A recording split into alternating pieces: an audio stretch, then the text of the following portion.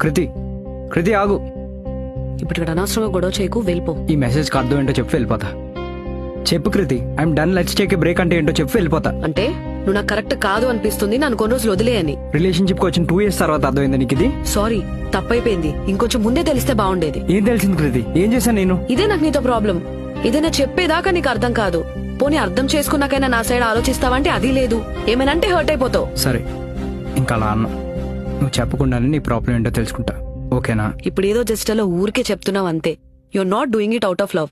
అందుకే చెప్తున్నా కొన్ని రోజులు బ్రేక్ తీసుకుందాం. ఏయ్, ఏంటి బ్రేక్ తీసుకుందాం అని చెప్పాక మారతా అని? అయినా నీతో ఇదే ప్రాబ్లం. వాడు ఫిక్స్ అవుతావు, అదే కరెక్ట్ అని కూర్చుంటావు కదా. మరి నన్ను వదిలే. పళ్ళు రాళ్ళతో పిచ్చి పిచ్చిగా మాట్లాడితే వదిలేయాలంటే వదిలేయాలి. ఏం జరిగినా వదలను. ఇలానే నీ పక్కన ఉంటా, నీతో గొడవ పడతా, బ్రతిమలాడతా, కావాలంటే కాలు పట్టుకుంటా. అంతేగాని వదిలే ప్రసక్తే లేదు. ఊరికే లవ్ లో లేం కదా, ఏదో ఒకటి ఉంటేనే కదా ఇన్నాళ్ళు కలిసి ఉంది. ఎలా వదిలేస్తాం? I'm sorry, I love you.